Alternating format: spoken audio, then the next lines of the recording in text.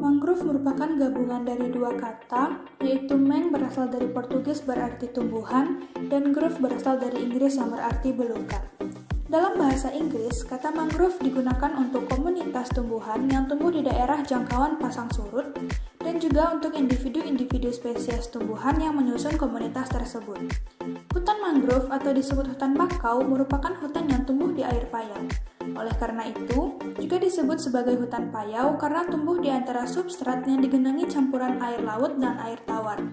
Hutan ini tumbuh khususnya di tempat-tempat di mana terjadi pelumpuran dan akumulasi bahan organik, baik di teluk-teluk yang terlindung dari gumparan ombak, maupun di sekitar muara sungai di mana air merambat dan mengendapkan lumpur yang dibawanya dari hulu. Assalamualaikum warahmatullahi wabarakatuh. Saya Nurul Ashifa, NIM 21041315540. Saya berasal dari jurusan Manajemen Sumber Daya Perairan Universitas Riau. Dengan jadwal praktikum Ekologi Perairan pada hari Senin, sesi 2, kelompok 3 dengan asisten Kak Hutri Alifa. Pada kesempatan kali ini, saya akan menjelaskan praktikum biomasa hutan mangrove. Disimak ya!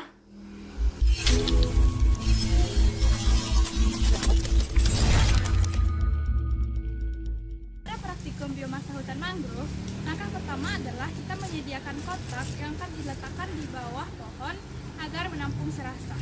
Kotak ini kita letakkan di bawah pohon selama 14 hari.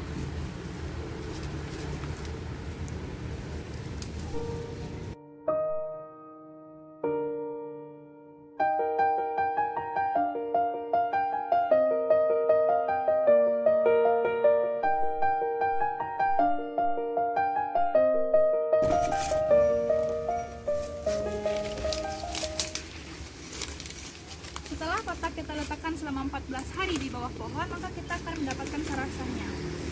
Kemudian, sarasah ini akan kita bawa ke lab untuk di oven selama 24 jam dan kita timbang berapa berat. Kita mendapatkan sarasahnya, kemudian kita pisahkan masing-masingnya.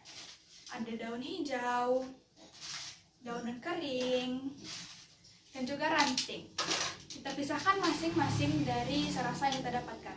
Nah, bisa dilihat timbangannya berukuran 0. Selanjutnya, sebelum di oven, ada baiknya kita menimbang serasah terlebih dahulu. Mulai dari menimbang dedaunan kering. Dedaunan kering yang kita dapatkan adalah 3 gram.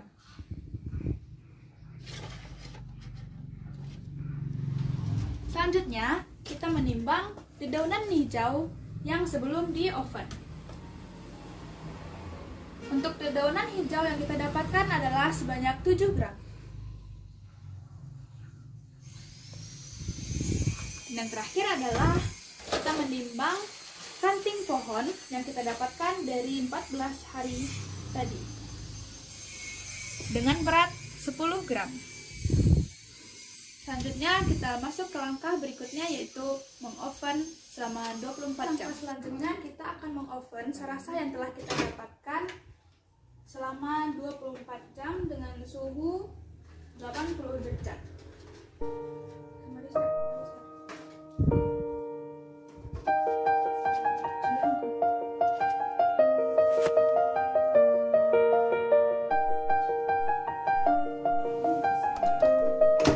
Kita akan mengoven dengan suhu 80 derajat selama 24 jam.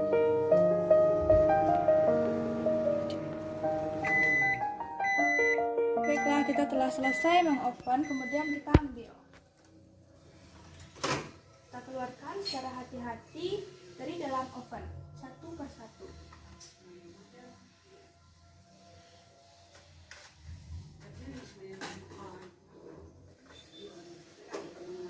Kemudian kita tutup kembali ovennya, kita cabut listriknya.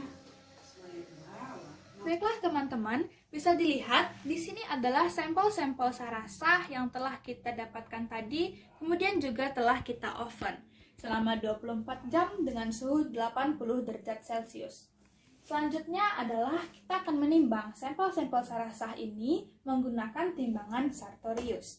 Bisa tolong diperlihatkan. Ini ukuran timbangannya berukuran 0 dengan adanya aluminium foil di atasnya. Artinya adalah kita akan menimbang sampel-sampel sarasah ini hanya berat bersihnya saja tanpa adanya berat dari aluminium foil ini. Baiklah, yang pertama kita masuk dalam pengukuran dari sampel sarasah dedaunan kering. Nah, bisa teman-teman lihat di sini ukurannya yaitu 3 gram. Artinya sampel sarasah dedaunan kering ukurannya tidak berubah dari sebelum di oven dan sesudah di oven. Berarti kadar air di dalam dedaunan kering ini sebelum di oven tadi sudah habis. Kemudian setelah di oven, ukurannya akan tetap karena tidak ada lagi kadar air di dalamnya. Baiklah, selanjutnya kita akan menimbang berat dari dedaunan hijau. Nah, teman-teman lihat kan, di sini beratnya itu ada 4 gram. Sedangkan sebelum kita oven tadi beratnya ada 7 gram.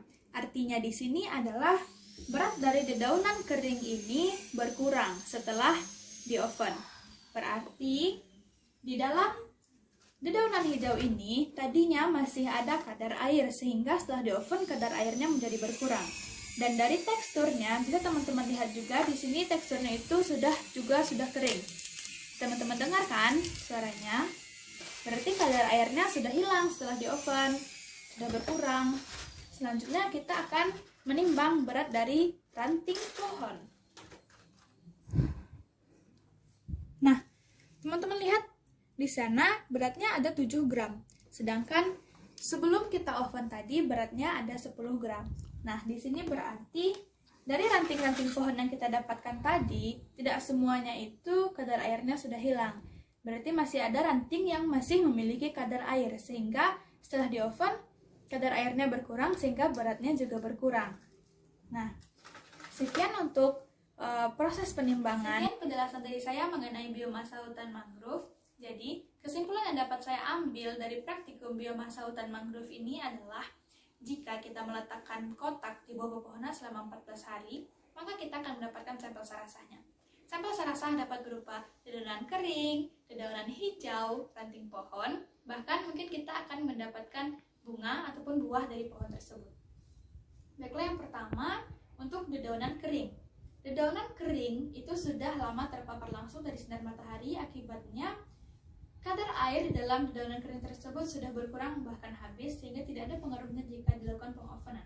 Yang akibatnya jika dilakukan pengukuran maka beratnya sebelum dan sesudah di oven itu beratnya akan sama.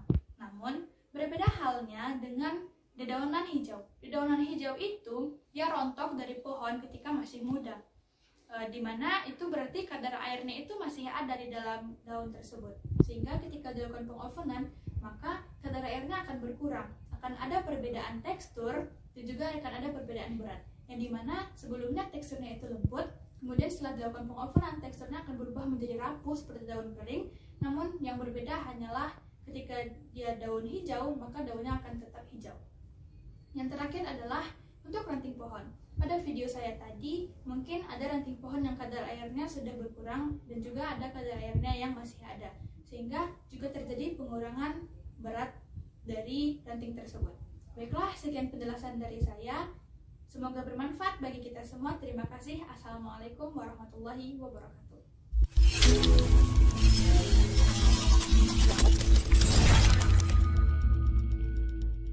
Sarasah adalah tumpukan dedaunan kering, rerantingan, dan berbagai sisa vegetasi lainnya di atas tanah yang sudah mengering dan berubah dari warna aslinya.